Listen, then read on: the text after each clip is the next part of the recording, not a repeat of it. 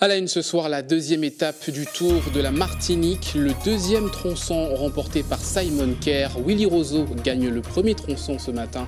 Le Martiniquais Yolan Sylvestre garde son maillot jaune. Quel look pour les vacances? Nous sommes allés à la 3e édition de la Ladies Break ce matin du COS. Nous avons suivi les femmes en quête d'une garde-robe estivale. La banane de Martinique en fête à Sainte-Marie. Conférence, exposition, démonstration. Le musée de la banane a ouvert ses portes au public, vous verrez. Enfin, la culture avec une exposition très atypique à la Fondation Clément. Invisibilité ostentatoire, tout en programme. Visite guidée dans votre journal avec le commissaire de l'exposition. Voilà pour les titres. Bonsoir à tous. On commence ce journal avec cette macabre découverte ce matin. Morgan Lebel, un jeune homme de 15 ans, a été retrouvé mort dans un champ de bananes à Sainte-Marie. L'adolescent était porté disparu depuis le 4 juillet par sa famille. Son corps devrait être autopsié pour établir les circonstances de sa disparition. Et puis un nouveau drame sur les routes de la Martinique. Un motard est décédé ce matin vers 4 heures sur la RN5 à Ducos. Selon les pompiers, la victime ne portait pas de casque. Elle est décédée sur le coup. Cela porte à 20 morts sur nos routes depuis le début de l'année. Le Tour cycliste de la Martinique, la deuxième étape ce dimanche, ce matin, premier tronçon remporté par Willy Roseau de la pédale pilotine. Cet après-midi, le contre-la-montre à Fort-de-France et c'est Simon Kerr qui remporte ce deuxième tronçon. Yolan Sylvestre de JC 231 garde son maillot jaune. On fera le point sur cette deuxième étape après ce journal de votre émission présenté par Stéphane Lupon. Il y a comme un air de vacances. Beaucoup ont profité de ce deuxième week-end du mois de juillet pour flâner et pourquoi pas changer de look. Plus décontracté, plus vacances à l'occasion de la 3e édition des Ladies Break. Nous avons suivi quelques femmes à la recherche d'un look plus vacances. L'opération commerciale proposait ce matin les dernières tendances vestimentaires. À Ducos, le reportage de Loïc Régis. Edina est passionnée de mode. Ici, elle est persuadée qu'elle trouvera le look idéal.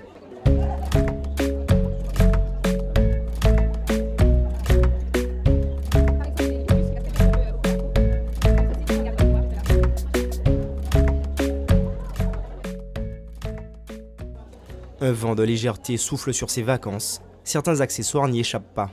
Il y a des coloris et des motifs qui sont très tendance en ce moment. Il y a l'ananas, le pineapple, que tout le monde adore. Il y a la pastèque qu'on s'arrache, il y a aussi des bouées, des choses comme ça. Il y a plein d'accessoires. Et qui débarque depuis pas longtemps, il y a le cactus. Et là, on se sent vraiment en vacances. Incontournable pour faire face au soleil, les lunettes, le côté vintage revient fort depuis quelques mois. Le rétro qui revient beaucoup en force, le style un petit peu Ray-Ban qui revient, ou le look rétro un petit peu à la Marilyn Monroe aussi, qui prend un petit peu le dessus sur les tendances en termes de lunettes. Mais après, c'est vraiment des goûts très particuliers et chacun doit choisir en fonction de ce qu'il aime. Au final, tout est une question d'harmonie et de goût.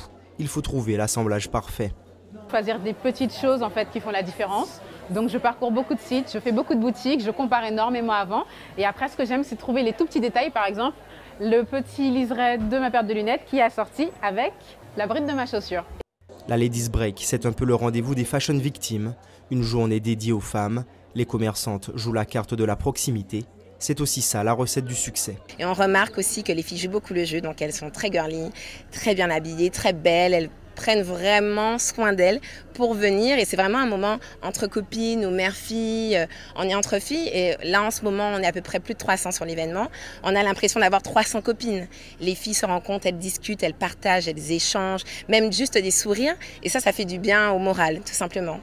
Plus de 800 femmes réunies autour de passions communes. Outre le showroom, les participantes ont bénéficié de leçons particulières, comme ici, avec le cours de sensualité.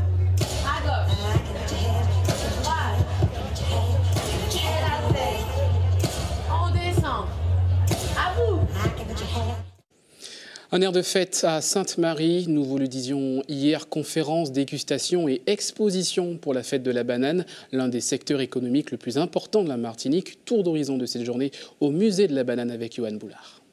Je vous invite à venir au fur et à mesure. Je pense qu'il y en aura pour tout le monde, ne vous inquiétez pas.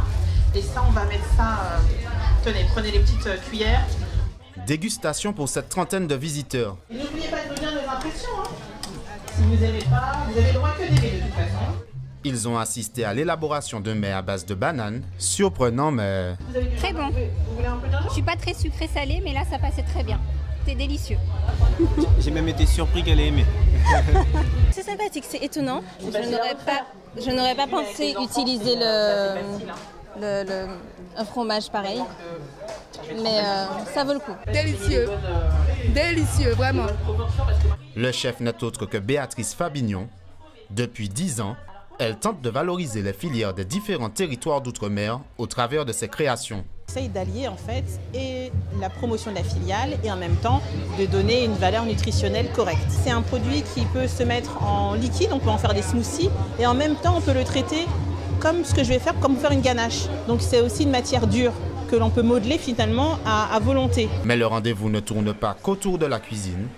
Ici aussi, on découvre et on apprend. Il y a plus de 400 exploitations agricoles dans la banane. La banane peut être mangée en fruits ou en légumes. La banane a 75% d'eau, qui a des glucides et elle a beaucoup de vitamines. Bien, j'ai découvert qu'à l'entrée, on pouvait avoir au jour d'aujourd'hui des crêpes de banane. Et ça, je suis ravie. Plus de 1000 variétés, dont 300 sont comestibles, cuites ou crues, jaunes, vertes, roses, carrées, avec ou sans graines. La banane est présentée sous toutes ses coutures. Pour la coopérative Banamart qui rassemble les producteurs du fruit jaune, cette fête est importante. Faire connaître notre filière, de faire connaître aussi nos producteurs. On a tout à l'heure donc honoré Madame Liliane Elie-Marius comme planteur de l'année 2017. Et c'est aussi intéressant de montrer les visages. Ce prix m'a démontré comme quoi qu'après tant d'efforts, finalement j'ai été récompensée. Donc je suis fière de l'avoir aussi ce prix parce que c'est un prix que j'ai, pour moi, ça me vient droit au cœur parce que ça prouve que mon travail a été suivi. L'événement est à l'initiative du musée de la banane de Sainte-Marie qui mise sur l'affluence de milliers de visiteurs. Ça permet aussi de donner plus de visibilité au musée de la banane et puis aussi donc pour la commune de Sainte-Marie, c'est aussi un élément de, comment dire, pas structurant, mais ça permet d'animation du territoire et c'est pour toutes ces raisons c'est très important. On est dans les mêmes dynamiques que les années précédentes, ça se passe bien, il y a du monde, il fait beau. Il fait très beau, il fait très chaud et donc nous sommes très heureux donc, de la journée. Jusqu'à maintenant, ça se passe bien, on est très contents. Aujourd'hui, 1 tonne de bananes ont été distribuées. La manifestation s'est terminée par un concert qui a réuni environ 3000 personnes. Et sur la place des fêtes de Font-Saint-Denis, une foire agricole toute la journée. Les produits de la terre ont été mis à l'honneur avec des ventes à bas prix. Des producteurs ont également été récompensés par le maire de la commune. On l'écoute au micro de Loïc Régis. Nous avons un gros pourcentage, disons, du foncier que nous cultivons actuellement qui est sain. Donc il n'y a aucun problème sur le plan traçabilité sur le chlordécone. Mais vous savez qu'à Font-Saint-Denis, nous avons quand même une topographie chaotique et nous avons toujours gardé nos méthodes culturales ancestrales, à savoir on travaille toujours à la roue, parce qu'en flanc de montagne, c'est comme ça. Mais nous avons mis en place aussi, avec l'association L'Esprit et la Sauterre, une méthode disons, de solidarité pour labourer plus vite, avec beaucoup plus disons, de laboureurs. Et ça nous permettra pour l'an prochain d'augmenter notre stock en production de fruits et légumes. Et je pense que pour 2018, on donne déjà rendez-vous aux Martiniquais et à tout autant chacun que ce rendez-vous qui sera quand même phare en juillet 2018 pour l'écoulement de la production denizienne. On poursuit ce journal avec cette initiative de la Fondation Orange et de la Mission locale du Nord. L'opérateur téléphonique a financé 4 salles de formation équipées en matériel informatique à destination des demandeurs d'emploi. On voit cela avec Nicolas Castelin. Au-delà de la somme plutôt coquette, le don de la Fondation Orange devrait permettre la création de 4 salles comme celle-ci, dédiées à la formation numérique. Des espaces équipés et connectés qui permettront aux demandeurs d'emploi d'optimiser leurs recherches. Entre CV en ligne et meilleure gestion de l'e-réputation, Caroline Raveau fait partie de la toute première promotion à bénéficier de l'équipement. À part les smartphones, les tablettes et tout ce qu'on utilise au quotidien, je ne connaissais pas trop le numérique. Alors j'ai pu apprendre à utiliser plusieurs outils informatiques, des sites aussi. J'ai pu apprendre à faire des CV, des lettres de motivation. Je pense que ça va me servir dans ma future voie. Et je pense aussi que la e-réputation va nous servir. Ne pas savoir, savoir ce qu'on doit mettre ou pas sur les réseaux sociaux, ça peut nous servir. Pour la Fondation Orange, il s'agit aussi de réduire la fameuse fracture numérique entre l'outre-mer et l'Hexagone via des projets de maisons digitales ou de Fab Lab, une sorte de laboratoire de recherche et d'échange autour des nouvelles technologies. L'entreprise, comme la mission locale Nord, mise résolument sur les jeunes en général et les femmes en particulier. Le pourcentage de femmes qui maîtrisent le numérique et qui travaillent dans le numérique est bien moins important que celui des hommes. Donc l'employabilité des femmes du coup s'en ressent. Donc l'idée c'est à travers nos projets Maison Digitale et notre projet de Fab Lab et de soutien ensemble pour l'insertion des jeunes, et de pouvoir justement casser cette fracture et permettre de faire évoluer justement les statistiques d'employabilité des femmes dans le numérique et des jeunes également. C'est un signal fort parce que nous sommes à l'époque de la mondialisation. Je crois qu'il faut être en mesure d'offrir une offre de services à notre jeunesse qui réponde justement aux réalités économiques, non seulement de la Martinique, mais du monde entier, pour permettre justement à nos jeunes d'être plus concurrentiels. Les jeunes ont pu apprécier les opportunités et les débouchés du numérique à travers l'expérience de Peggy Ravin. La lauréate de l'appel à projet sur l'économie sociale et solidaire du ministère de l'Outre-mer est venue présenter le projet Up and Space. En ligne de mire pour les plus motivés, l'accès à des écoles prestigieuses comme Simplon et un futur métier d'infographiste ou de porteur de projets numériques.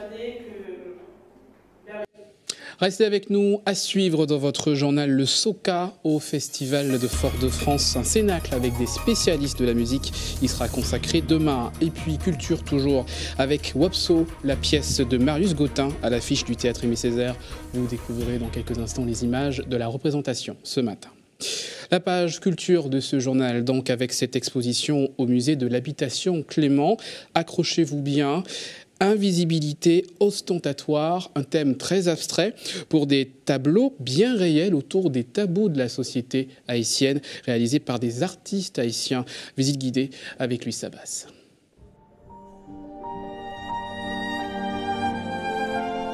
Invisibilité ostentatoire. L'exposition explore les non-dits sur des faits passés ou que l'on a choisi d'oublier, des tabous sociaux revisités par la sensibilité, l'expérience et le vécu de 11 artistes haïtiens vivant à travers le monde. Des tableaux, photographies ou vidéos sur le thème, expliqués par le commissaire de l'exposition qui vient éclairer le public. C'est très bien parce que surtout pour les personnes qui n'y connaissent rien comme moi, eh ben, on découvre des choses qu'on ignorait vraiment, et surtout sur la culture haïtienne, que je découvre vraiment, parce que je ne suis pas originaire d'ici et je ne connais pas du tout cette culture. Ça rapporte toute l'intimité que ce commissaire a avec les œuvres, d'interprétation. Ça donne une autre dimension aux œuvres, à l'artiste, à la philosophie qui porte les œuvres. Car l'exposition collective laisse une part au monde de l'invisible de la culture haïtienne, au vaudou, qui fait partie de la réalité d'un pays.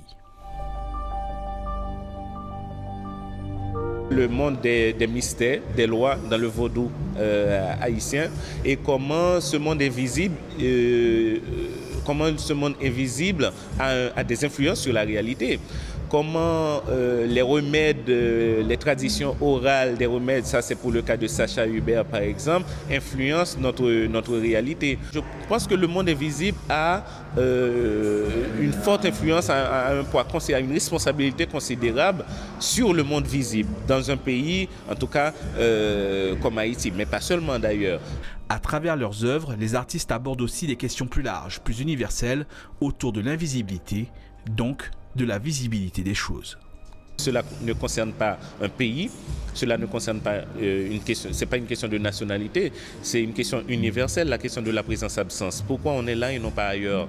Pourquoi on voit certains artistes et non pas d'autres? Et pourquoi les autres n'apparaissent pas? Pourquoi certains pays ont un pavillon à la Biennale de Venise et pas d'autres? Donc est-ce que c'est toujours une question économique? Est-ce que c'est toujours une question politique? Donc la question de la présence-absence était importante pour moi à parler dans cette exposition. Invisibilité ostentatoire et visible jusqu'au 30 juillet prochain à la Fondation Clément. Culture toujours, elle nous vient de Trinidad and Tobago où elle enflamme le carnaval. La Soca sera présente, je vous le disais il y a quelques instants, au festival de Fort-de-France avec le groupe Kyle and the Black Carpet Movement. Tout de suite, un extrait de la répétition signé Louis Sabas.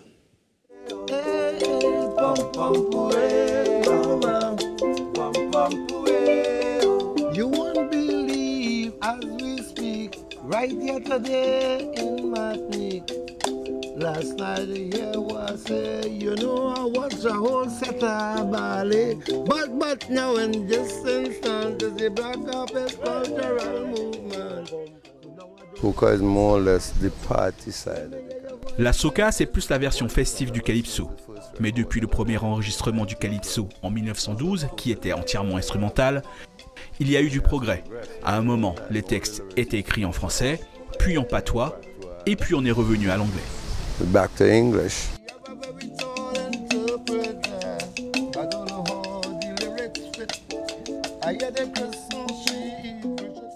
La Soca est l'enfant du calypso.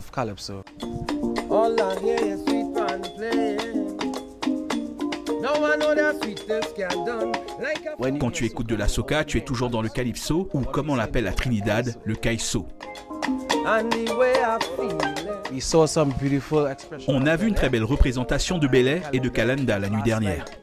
Et on s'est senti chez nous, alors nous voulons montrer cette relation entre la Martinique et Trinidad.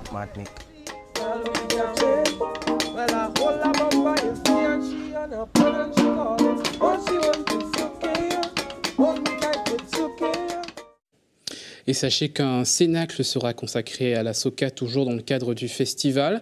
Et pour en parler ce soir, nos invités, Aurélie Elmlinger, bonsoir. Bonsoir. Vous êtes ethnomusicologue et vous êtes accompagnée de Hodge Madi, bonsoir. Bonsoir, bonsoir. Et vous êtes donc chercheur sur la question donc, des musiques caribéennes. Chercheur de toutes choses créoles à Trinidad. Voilà. Et... Alors, on va parler donc de la Soca. Donc, c'est un air caribéen qui vient, je disais tout à l'heure, de Trinidad and Tobago. Est-ce que l'on peut présenter cet air assez rapidement? Oui, alors c'est un des rejetons du calypso. Le calypso, c'est toute une famille de musique. Et c'est ce que je vais essayer d'expliquer demain, c'est de présenter ces genres, l'évolution à la fois dans le calypso et dans la soca, comment c'est apparu, et les grandes figures de ces genres. Alors c'est une musique avec un instrument, on va le voir tout à l'heure, donc le steel pan qui est sur ce plateau d'ailleurs, mais c'est aussi un instrument qui est présent aussi en Martinique dans le carnaval. Comment expliquer ces liens mis à part géographiques? Les liens entre le carnaval trinidadien et le trad martiniquais. Alors il y a un héritage tout simplement qui vient du fait que la population de Trinidad a été en grande partie acheminée des Antilles françaises. Et donc il y a un lien historique qui fait qu'il y a une communauté de goûts musicaux. Et ces échanges ont perduré. Et ce qui explique tous ces échanges qui sont très riches, effectivement. Alors, Monsieur Hodge, justement, quels sont les objets d'études sur la soca que vous étudiez en tant que chercheur? J'ai étudié l'influence créole à Trinidad dans notre musique, nos traditions, nos jeux, par exemple. Donc, je vais parler de façon générale de la musique trinidadienne, au niveau ethno-linguistique, parce qu'on a la musique à base espagnole, à base indienne et aussi à base créole française. Je vais parler de ça, au niveau ethnomusique. Donc il y aura une explication notamment des paroles qui sont accompagnées par... Oui, je vais commencer avec ça, oui, avant que la madame parle. Et ça sera l'introduction. Et justement, dans les chansons, généralement, quels sont les thèmes qui sont justement utilisés? Du soca ou des autres chansons? Du soca. C'est plutôt les fêtes. De s'amuser dans les fêtes, de lever la main, de danser, de faire de toutes choses. Il n'y a pas beaucoup de contenu à part de danser et de chanter, de s'amuser dans la fête et s'amuser de façon générale. Donc c'est dans le calypso qu'on a des chansons vraiment à texte, avec des connotations politiques, on a voilà, toutes sortes de thématiques qui peuvent être abordées. La soca, effectivement, plus une musique de fête. Musique de fête, oui. Alors quelle est la place justement de ces musiques dans les musiques du monde? On a vu ces dernières années justement l'ampleur prise par la world music. Est-ce que c'est le cas notamment pour la soca? C'est un genre qui a le vent en poupe assez clairement, comme beaucoup de genres caraïbes, puisque aussi bien le reggae que la salsa ou le zouk sont des genres qui sont quand même beaucoup diffusés. Donc je pense qu'il y a c'est porteur, les musiques caraïbes. Et le soca, le calypso, effectivement, connaissent un essor depuis ces dernières années. Et avec le couronnement de Calypso Rose qui cette année aux Victoires de la musique et qui est venu parachever. Alors Aurélie, vous êtes venue avec votre steel pan, un steel pan, et vous allez nous faire une démonstration. Donc je vous invite à venir tout de suite me rejoindre. Voilà. Donc je le disais tout à l'heure, sur notre plateau, nous avons ce steel pan, cet instrument primordial donc pour la pratique de la soca. On vous écoute. C'est un des instruments qui peut être utilisé, mais pas nécessairement.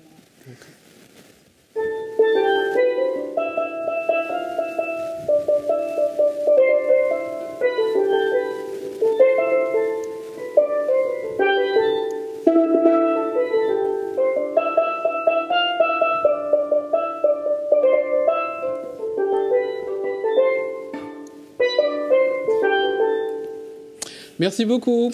Merci beaucoup pour cette démonstration. Merci. Et donc rendez-vous demain dans le cadre du Cénacle. Et puis il y aura également, on a vu la répétition, donc ce groupe qui vient de Trinidad et Tobago pour nous présenter une démonstration de soca. Merci à tous les deux d'avoir accepté notre invitation dans ce journal. Restez avec nous.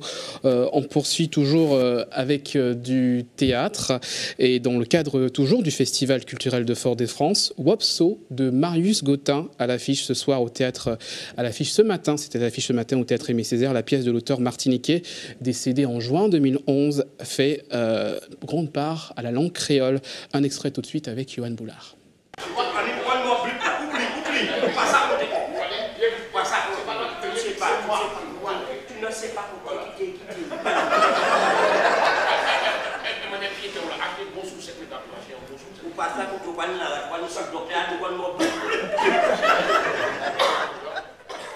La prestation était excellente et ça m'a détendu, extraordinaire. Mon dimanche matin, très très agréable.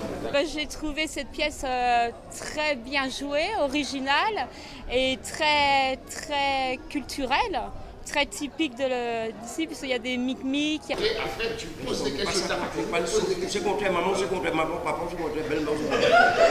C'est toujours un plaisir de revoir la pièce, de voir que les gens l'apprécient et donc d'avoir ce moment ensemble.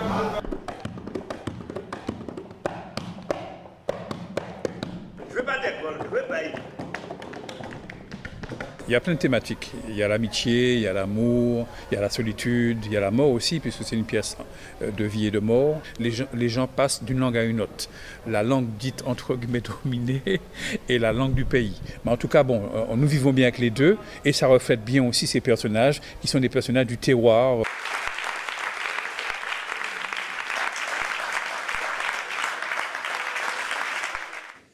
Voilà pour notre page culture. On passe au sport avec cette belle victoire des Matininos face au Nicaragua. Hier 2-0, deux magnifiques buts. Le premier de Kevin Parsemin de la tête, on vient de le voir. Et ensuite Steven Langille donc, a marqué avec un magnifique but. Regardez cette action. Donc du Martiniquais qui offre donc le deuxième but à la Martinique. Prochain rendez-vous, c'est avec les États-Unis mercredi prochain dans le cadre de la Gold Cup. Et on parle toujours du sport et on retrouve Stéphane Lupon en direct de notre studio, du studio de Tour à Tour. Bonsoir Stéphane, évidemment le Tour cycliste de la Martinique. Vous allez revenir aujourd'hui sur cette deuxième étape faite de 2 tronçons. Exactement, Jean-Marc. 2 tronçons pour cette seconde étape. Le premier, remporté par Willy Roseau. On verra comment il a construit cette victoire parce qu'il n'a pas été épargné par les ennuis mécaniques. Il faut le rappeler, Willy Roseau a crevé et son équipe s'est mise à son service. Nous analyserons effectivement cette partie de la course. Nous reviendrons également sur le contre-la-montre. Le contre-la-montre remporté par Simon Kerr. Et avec notre consultant Marc Paulet, qui le connaît bien, nous discuterons de ce jeune homme de 20 ans, plein de potentiel et qui resteront, ce potentiel restera à confirmer. C'est le rendez-vous de 19h30 et puis ensuite sur notre Facebook Live, nous reviendrons sur l'équipe de la pédale pilotine parce qu'elle a fourni un travail monstre ce matin sur la première partie de l'étape. 19h30 tour à tour. Tout de suite après tour à tour sur le réseau herdien, on se retrouve sur Facebook Live. Merci beaucoup Stéphane Lupon et à tout à l'heure. Avant de refermer ce journal, cette information pratique, votre don du son pour demain.